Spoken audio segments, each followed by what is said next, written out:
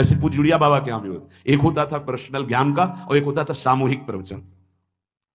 तो उस समय सामूहिक सत्संग चल रहा था, काफी सब समाज लाखों की थी, देखा दूर से लोग। एक शिष्य से कहा गौशाला में जाओ, गोबर को गीला कर दो। उनसे कहा विवेकानंद गोबर की छवियां भर करके यहां खड़े हो सत्संग के पास, वहां नन नच हो नहीं सकता, और गीला गोबर तो जो 2 घंटा सत्संग हुआ पूरा टप टप ऐसे कपड़ों में, पूरी हालत बिगड़ गई। क्या था ये? संत शासन। अब दोबारा वो गलती नहीं होगी, समझाने की जरूरत नहीं, समझ गए कि हमसे गलती क्या होगी। संत शासन नहीं है तो ये मन बहुत विचित्र है, बहुत विचित्र है। इसीलिए पहला, जो भी परमार्थ का पति को, चाहे ज्ञान मार्ग का, योग मार्ग का, किसी योग मार्ग की लौकिक ऊंचाई पर पहुंचे हुए कि गुरुदेव आए और उन्होंने कहा कि किसी कारण से शिष्य बढ़ जाए और अपने गुरुदेव की अवहेलना करे तो उसकी गति क्या होगी? उनका दुर्गति। दुर्गति, दुर्गति के सिवा उसके आगे कोई शब्द नहीं है। गुरु को पीड़ा है और शिष्य परम पद में पहुंच जाएगा? नहीं नहीं, ऐसा नहीं हो सकता। अनुशासन अत्यंत आवश्यक है। किसी भी वैभव या लोक व्यवहार या लोक मान्यता बढ़ जाने पर अपने गुरु का अपमान, गुरु की अवहेलना, तो उसकी दुर्गति पक्की। देखो, ये मन है, ये इंद्रियां हैं, ये अहम है, ये केवल गुरुदेव से ही वश में आता है, दूसरी जगह नहीं आता।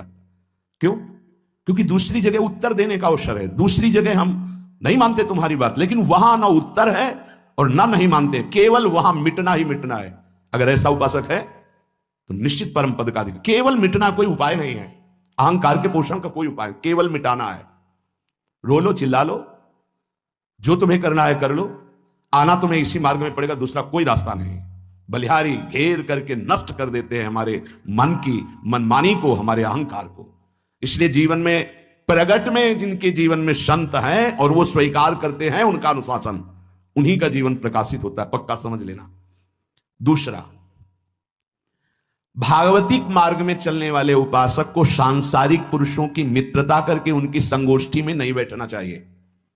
इस बात को बहुत अच्छे से समझ लो। सांसारिक पुरुषों की जो वृत्तियां होती हैं उनमें बड़ा आकर्षण होता है भोगों का, प्रपंच का। जो साधक भ्रमणशील हैं, अगर वो गृहस्थों के यहां जाकर उनकी सैयाओं पर सोते हैं तो उनकी दुर्दशा क्या होती है चित्त की, वो खुद अनुभव करके देख ले। आज तो शास्त्रीय पद्धति को समझा ही नहीं जा रहा। जब बड़े बड़े सुभट गंगा किनारे त्याग वैराग्य ज्ञान के मिले ना, तो आगे का रास्ता खुलता चला गया। सांसारिक पुरुषों के समुदाय में बैठना था। वो तुम्हें भगवान कहेंगे, ईश्वर कहेंगे, अवतार कहेंगे, उनको कुछ ज्ञान नहीं। आप मान बैठेंगे अपने को भगवान, अपने को ईश्वर, अपने को अवतार मान गए।